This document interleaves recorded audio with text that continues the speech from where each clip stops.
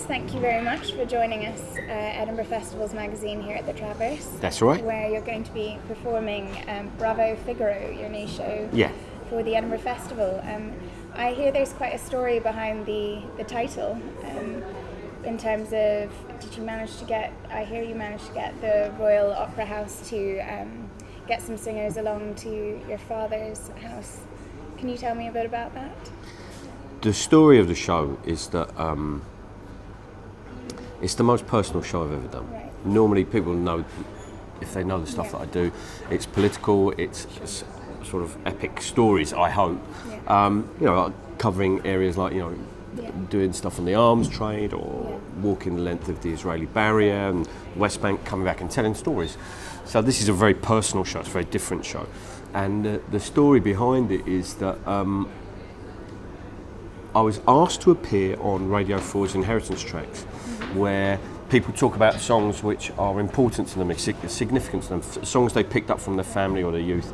And I did the first ever one, and it was I told a story about my dad, who was a self-employed builder, who loved opera. That can't be usual. Well, I don't think it is, certainly in this country. Yeah.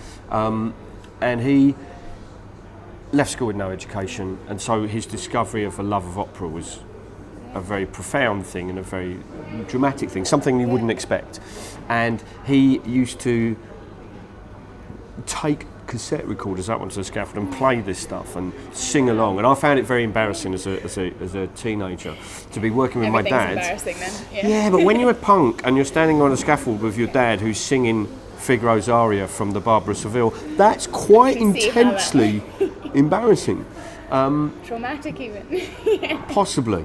But so I talked about that song because he then developed an illness called progressive supranuclear palsy, which has a muscle, it's a collapse of muscles, all sorts of different things. But he is going blind and he can't walk and he can't talk properly, and he also has dementia, so we lose him. And that's the weird thing about anyone whose parents or loved ones have had any kind of debilitating illness of this nature, like motor neuron or what have you, will know, that you actually lose the person before they die. And so there is this disappearing of the man, a disappearing of him as my dad. And as he started to be taken from us with this disease, then I kind of started to listen to opera just as a way of reaching out to him. And I didn't know, it wasn't a conscious thing, you just started to do it. And it was about how I suddenly caught myself singing these songs that he used to sing, and how I had turned to them. And so I told this story about, how important these songs became. Somebody heard it from the Royal Opera House, and I was asked through a friend of a friend and people and I was commissioned to do a show for the Royal Opera House about opera, and so very kindly they lent me opera singers.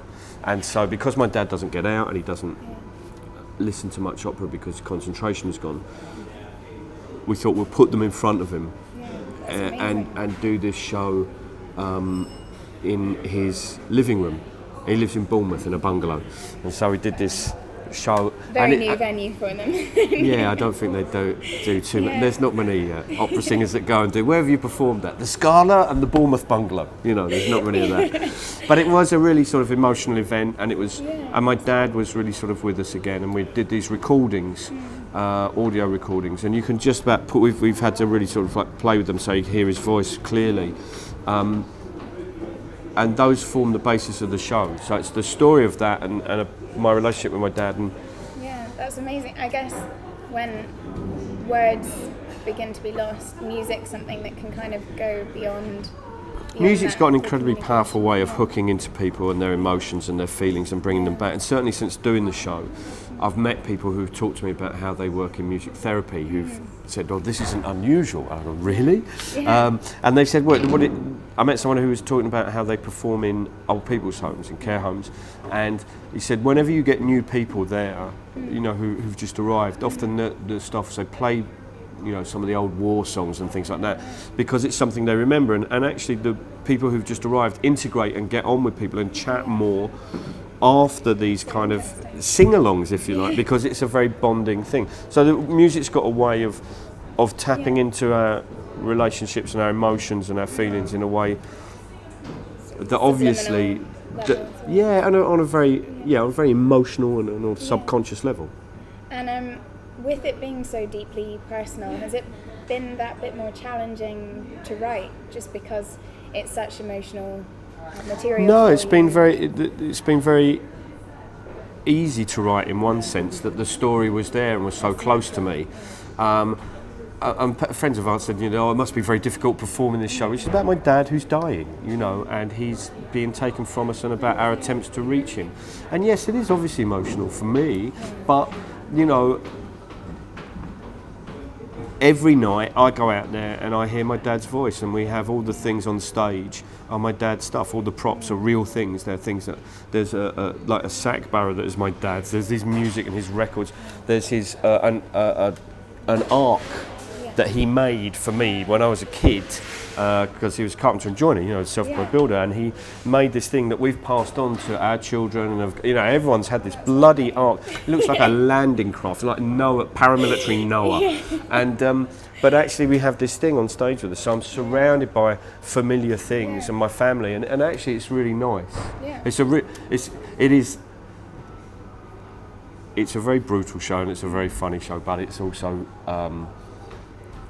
people come up afterwards and will talk about their experiences of parents losing a parents, relating to parents and connecting with them, and it's in a way it's an interesting thing. I've never quite had this happen before. After shows normally, because the shows are political or what have you, people come up and they pick fights and argument, and or they say, I did this and you must help us on this or what have you, and that's great, and it's like a kind of rally afterwards. Calm the crowds. Well, I wouldn't say calm, but certainly just kind of trying to avoid the lynch mob. But this is very different. People come up and will want to tell stories about their parents or people they've lost and things they've done, and it feels like I've sort of offered up something very private and personal, and they've responded in kind by coming up and talking afterwards, which is a new experience. It must be. Yeah, it's very nice. Because I was going to ask whether people did that, because there must be, unfortunately, so many people who can relate to the material in some way when they see the show, and I imagine people really appreciate that compared to a lot of the, very comic, light-hearted material in the festival. It's something really honest and personal that you're sharing with people. Yeah, I mean, I should say there's some funny bits in it too. Yeah, I was going to say, well, we still have some laughs. So. Yeah, there are plenty of laughs. My dad was a very, very big character, and he was just, I can't tell you stories about him because you won't be able to put them out. He was incredibly rude. He was incredibly vibrant. And I suppose in a way that's sort of highlighted the cruelty of having a disease that, like PSP, and it's also a very little known disease. Motor neuron disease obviously is far more known, but I don't know why that would be, because they are... I think in a way that one of the things about PSP is that my dad has this illness that is often misdiagnosed. Right. Relatively few professionals, health professionals, have expertise in it. Okay. And so it's often misdiagnosed and it's incurable. There's no treatment for it. There's not any real major research effort. There aren't funds that have gone into that. And so that's been a battle that my parents and my family have had to deal with as well. Why certain diseases and illnesses are more commonly known about than others is about their history and publicity, and David Niven had motor neuron disease, for example, and that was very important for that campaign and recognition of the illness, and that was a very significant thing. And I would avoid, like the plague, any comparison of which one gets what, But the point being is that it is a relatively unknown illness. And is that something, what's the main message you're trying to get across with your show? Is that certainly... This is a story. It's a story that has It's not like a political message that here we are, here's the slogan you can take away. Yeah. This is a story about a relationship, about a son's relationship with his dad, about my relationship with my dad, and about what we try and do to each other and how we try and reach each other at the most important times of our lives, which are the passings of our parents. And these are hugely significant moments for us, for all of us. Yeah. And if we are lucky, that's the way it goes. Because parents should be buried by the children. That's the natural order of things. And they're things that we have to do, and they're intense moments. And they are humorous, and they are sad, and they are emotional, and they're powerful. And they forge us and make us who we are in determined parts of our lives. And so all of that is in the show, or as much of it as I can put on in the show is there. It isn't about here's the injustice and here's the phone number you can call to raise money or raise an objection or sign a petition. It's about trying to share the complexities of those feelings. Right.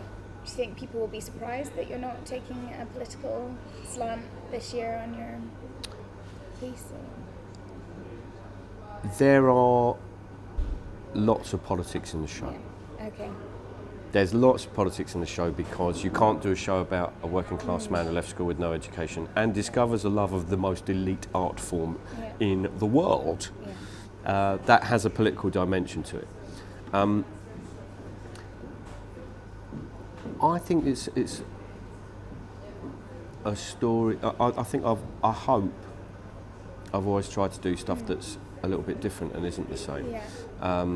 There was one show about going undercover and setting up arms companies and exposing what they were on about. There's another show that was about the right to protest, which was just about bizarrely becoming Guinness Book of Record protest record holder. You broke a record for hosting the most protests in one day. Yes, I was for a period of time the Guinness Book of Records world record holder. So you're the ultimate activist. Do you know, I wouldn't necessarily say that, but we were for a day.